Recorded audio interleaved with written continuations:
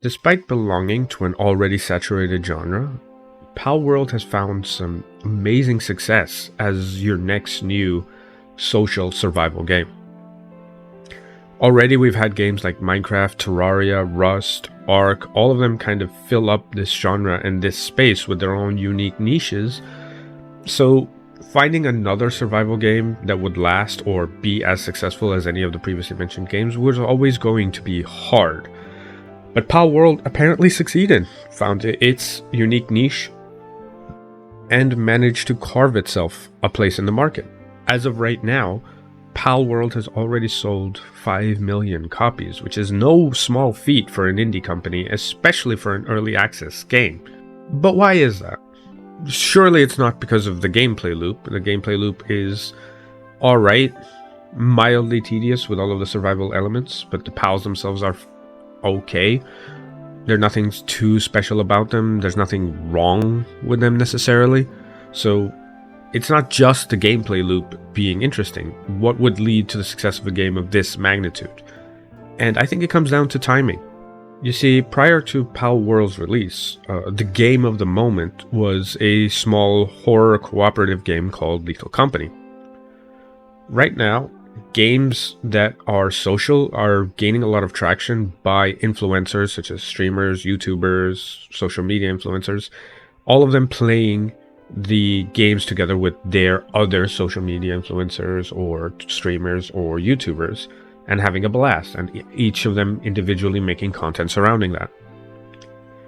Lethal Company was petering out. It was tapering off. It was basically just kind of on the verge of irrelevance right as Palworld came in to sweep and take up the spot as the next social game. Milking the idea of having streamers and content creators play your game early to kind of fake generate hype for the game, a lot of people started to anticipate the idea of, hey, well, we like the concept of pals or Pokemon, but we want to see more done with them rather than just your standard one-on-one, two-on-two combat modes that we've had. And Legends Arceus was a fun side piece from Pokemon, but it wasn't exactly what people were looking for. They wanted to they themselves fight the Pokemon at some point, which I will be guilty of admitting that was me too. So Palworld kind of slot in to complete 4 separate niches right at the perfect time. We are in between post Pokemon DLC, which was great, but now that, for example, I've completed all of it, I have no pulling towards any Pokemon game. I'm more pulled towards the ROM hacks or something different. People have already moved on from Lethal Company as their cooperative survival game. Rust, Minecraft, Ark, all of these have been around for years, so barring generating new mods and putting them into the game, people have already exhausted all they could do with those games.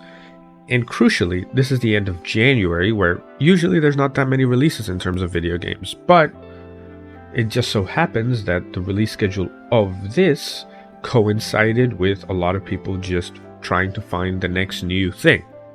The gameplay loop itself isn't bad, it's just not great. Me, for example, I've never been much of a survival game player. A lot of the, oh, you need to build, craft, you are hungry, your pals are hungry, you need to feed. A lot of this felt like tedium filler. The timed structure buildings is literally just not difficult. It's just adding time padding to make sure your game feels longer than it actually is. The progression feels awkward at best, because a lot of things that you can craft, you have to do specific things to find before you can craft, but there's no indications about what, which granted, it's early access, maybe those will improve with time, but for the time being, I have to judge the game as is, and as is, it leaves a lot to be desired.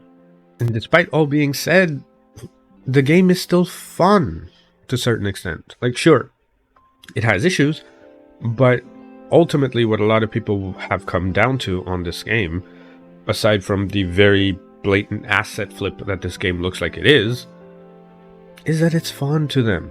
Between you, your pals, finding some of the bigger pals that are kicking your butt, trying to dodge, roll, weave, throw rocks, throw bows, throw arrows, throw guns, whatever the case may be, towards them and try to beat battles that way, it's fundamentally fun to a lot of people, and that's kind of where people are stuck at.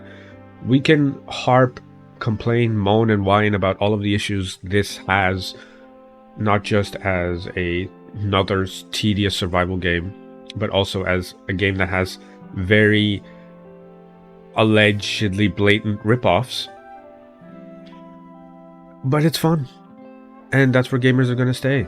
And so long as this still has a social element of being able to build, create, and generate bases together, being able to align pals with each other, being able to share experiences together, this will probably maintain itself for a couple of weeks, and until the next big, interesting game can come in and take its place.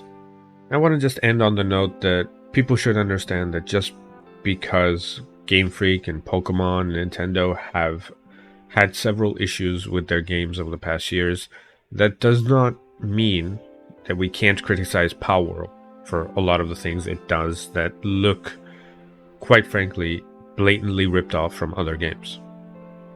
Both statements can be true at the same time. Hell, you can find Palworld a whole lot of fun. More power to you if you enjoy it. To me, the game is what it is. It's a simple, get-rich-quick kind of scenario of asset flip, shock value, get out. I do not think this game will be supported much after release. Like, I believe we will have another situation similar to Ark, in which it'll be for early access for way, way, way too long, and eventually people will kind of just not bother. I'm happy to be proven wrong.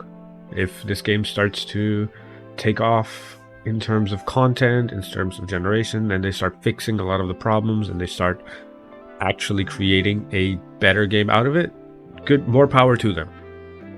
In the meanwhile, enjoy it. Have your fun. I'll be here playing Monster Hunter World.